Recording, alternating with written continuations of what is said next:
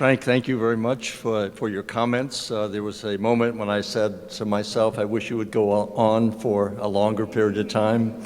I was basking narcissistically in your comments, and they're slightly exaggerated, but I really appreciate the exaggeration.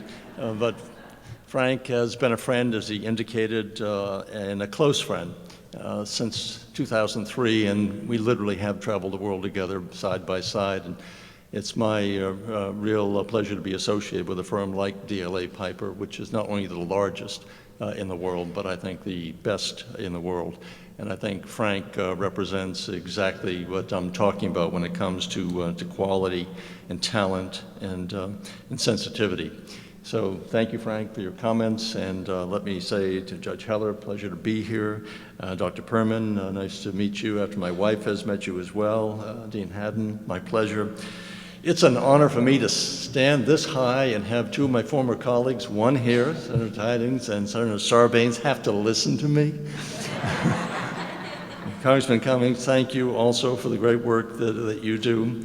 It's not often that a former senator gets to talk down to a member of Congress. I remember my first day of law school. And I remember as I was sitting there, every one of us went through this. The dean of the law school at that time, Paul Siskine, said, look to your right, look to your left, one of you is not going to be here. And of course, statistically, that is always the case in virtually every law school. But he said something else that day. He said, just remember, as he was walking out of the classroom, he said, remember, don't ever sell your honor to any client, no matter how much he offers to pay you, because you'll never become rich enough to buy it back. And I thought of those words certainly throughout law school, and the practice of law, in politics, in business. They have been really guiding words for me. And I remember also Cardozo's great words when he talked about being a fiduciary, and that's what lawyers are. We're fiduciaries and trustees, and the fiduciary has something higher than the morals of the marketplace. And that wonderful phrase he used, the punctilio of an honor, the most sensitive. And that's something that we really need to have guide us. We seem to have lost that in so many of our occupations, whether we're talking about business or politics or the financial world, that sense of the punctilio of an honor, the most sensitive. I think we've lost some of that. I wasn't sure exactly how I might begin today. I'm given a limited amount of time, but as Senator Sarbanes and Senator Tidings might appreciate, I yield to myself such time as I might consume, understanding that there is a limitation on how long I can go. But I was back at my 50th reunion at Bowdoin College. Boy, is that striking to me.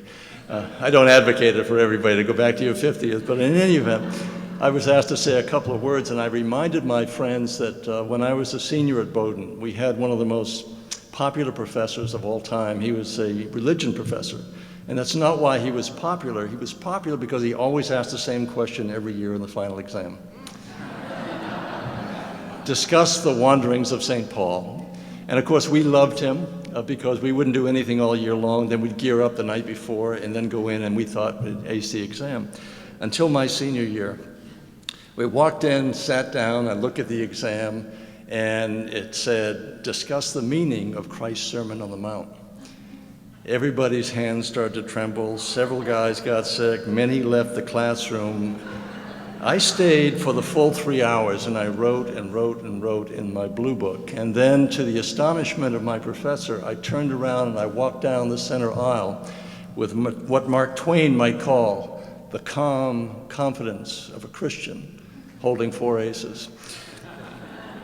Professor looked at it, and it said, to the experts, I leave the meaning of Christ's Sermon on the Mount. As for me, I should like to discuss the wanderings of St. Paul. To the students who are here, I don't recommend you do that, but I was quite full of myself at the time and thought I could get away with it. It didn't work. So let me skip going back to 1962 and skip ahead to perhaps 1990. Some 22 years ago, and some of you may recall the name Ross Perot. And Ross Perot was raising many of the same questions that we're talking about today in terms of our economic situation as far as the deficit is concerned, the debt. And he had selected a man by the name of Admiral James Stockdale as his running mate. And some of you may recall this because it was memorable to me. Admiral Stockdale walked out on the debating floor, and he asked two questions. He said, who am I and why am I here? And there was laughter that went through the audience. But it was really an important question that he asked. This was a hero of the United States. This was a war hero. But most people had no idea who he was, or why that Ross Perot would have selected him. But it was about integrity. It was about someone who made a great contribution to this country, and Perot wanted somebody of that stature next to him as he continued to talk about what was taking place economically with our country. I think we have to ask the same question today. Who are we? Why are we here? Why are we over there? Why are we anywhere? We have to ask these kind of existential questions today because it's important that we understand what our role in the world is going to be. And what should our role be? When I was at the Pentagon, there was a book written called The Reluctant Sheriff, and an important book. And it was written by the now president of the Council on Foreign Relations. And that's the way I saw my role as Secretary of Defense. I wanted to be a reluctant sheriff. I was really reluctant to commit our young men and women into battle unless it was the absolutely last thing we had to do. Well, 9/11 kind of changed that. 9/11 changed that, and then we got into sort of an avenging nation power. And then we've seen some of the limitations of the exercise of that power, both in Iraq and Afghanistan, and now what do we do about areas in the Middle East? And so the question is, well, what's our role now? If it's not reluctant sheriff, it's not an avenging kind of dirty Harry, we're going after him, then what's the role now? Is it just being part of an international posse, that we're part of the posse, maybe the lead sheriff in the posse, but just part of an international posse going into various parts of the world? So we've got to really decide that for ourselves. Who are we? Why are we here? Then the question also becomes, what kind of world are we looking at? The world has changed. You know, Tom Friedman wrote a book, I think back in 2005 or so, and he talked about how Columbus, thinking the world was flat, set out to find India, and he ended up in America. And he found that the world wasn't flat, it was round. And then Friedman said he sailed or flew over to India, knowing the world is round, but he found when he got there the world was flat. And it was an interesting juxtaposition, because the world is both round and it's flat, and technology has flattened the world. And in Friedman's phrases, he likes to use the word that allows us to compete, everybody in India and the world, to compete, to collaborate, and to innovate. Those are the three words we all talk about these days. And so technology has been responsible for flattening the world. And technology, if you think about it, whether it's Google, whether it's Samsung, whether it's Silicon Valley, whether it's any of these high-tech firms, they have opened up a world of incredible promise and possibility, wondrous things. I have my iPhone here, the new one's out, and all of the technology that allows us to see the world and hold the world in our hand. So there's great promise, but there's great peril.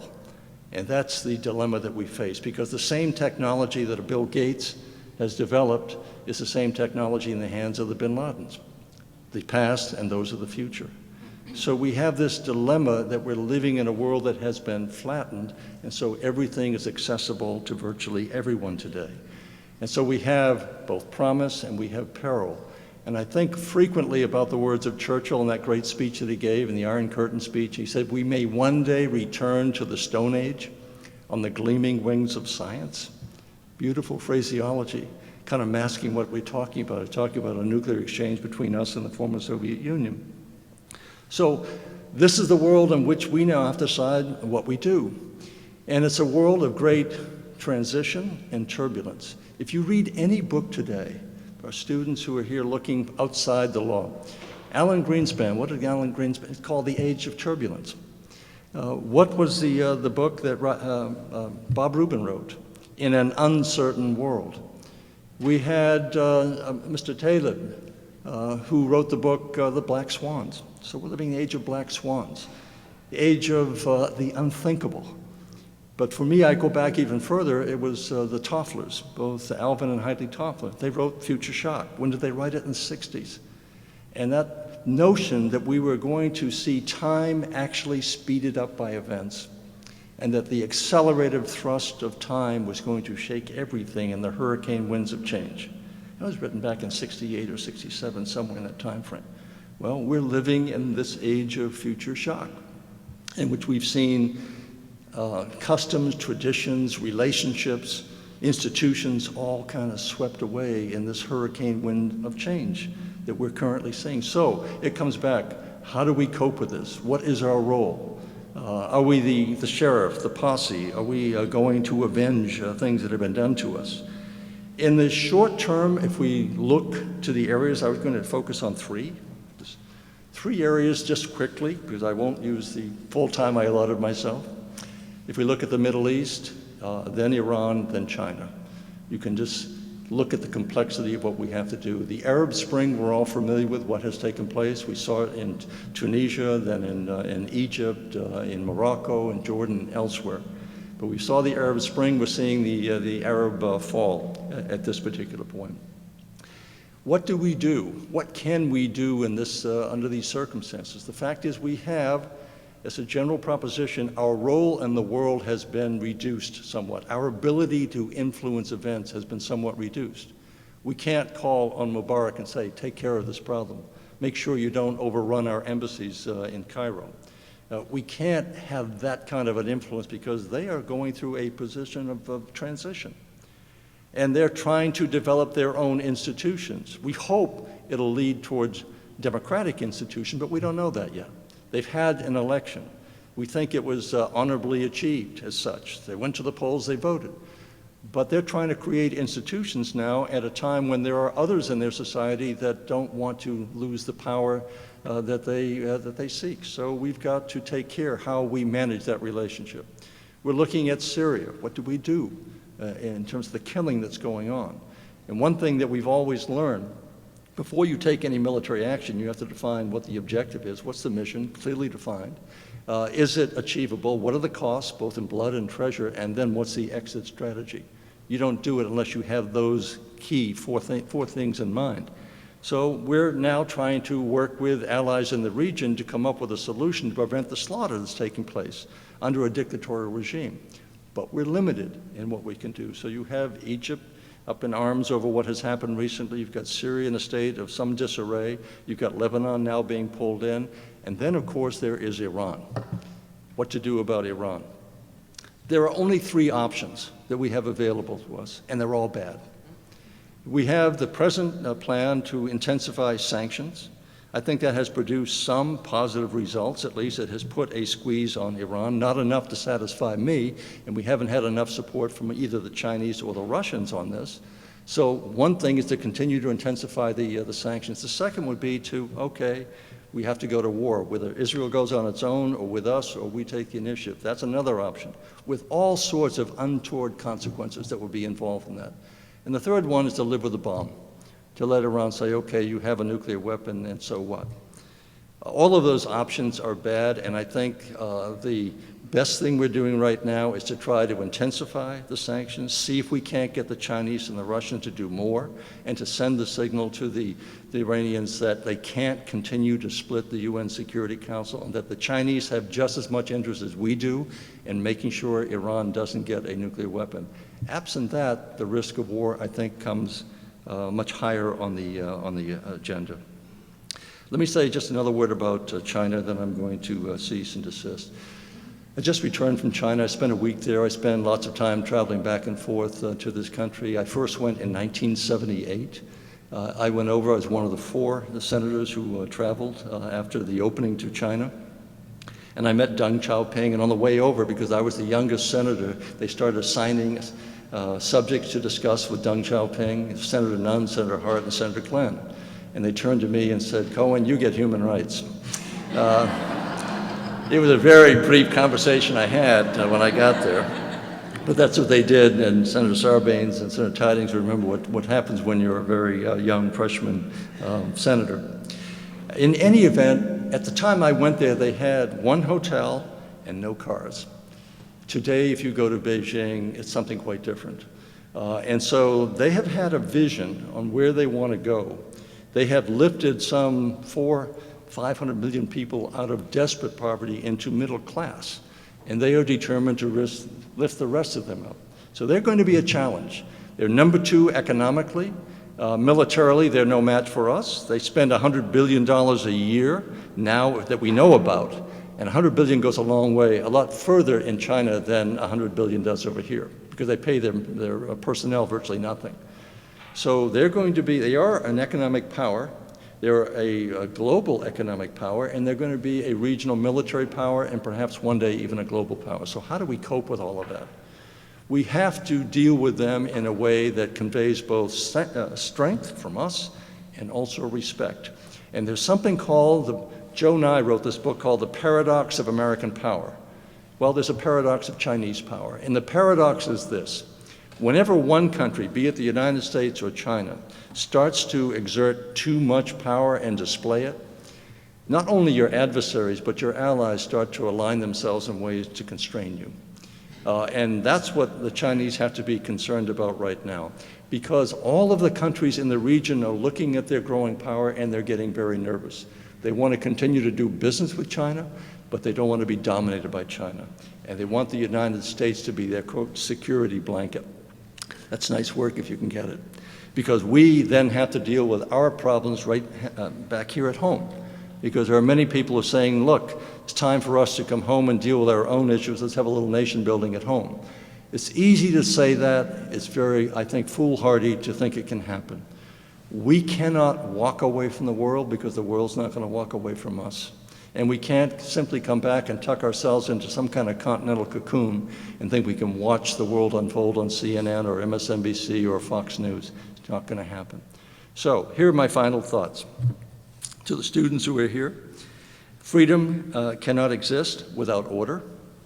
A river without its banks is not a river, it's a flood.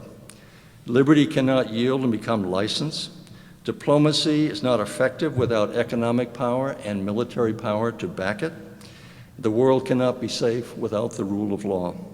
And that is key for me in terms of addressing any group in this wonderful law school. The rule of law is really what will save all of us, hopefully. And you think about this when you go back through literature and you read Shakespeare and King Henry VI, and they talk about let's kill all the lawyers, and everybody kind of laughs at that. There was a reason for that. Kings and dictators and tyrants don't like lawyers. They stand in the way of the dictators. And so the lawyers are really the people, they are the last refuge. We are the thin line that separates us from the jungle, the rule of law. And that's why Shakespeare used that expression, let's kill them, get them out of the way, then we can have dictatorial or mob rule. And then, of course, in Man for All Seasons is that wonderful exchange between William Roper and Sir Thomas More. And Roper said, I would cut down every law in England to get at the devil. And then Sir Thomas More says, and then if the devil should turn around and come after you, where would you hide? How would you protect yourself against the howling winds that would blow through that lawless forest we're talking about? We need the rule of law. We need lawyers to help protect that rule of law. And if I can finish up and quote from Aeschylus in terms of what he once said, he said, our goal is to tame the savageness of man and to make the world gentle. Thank you very much.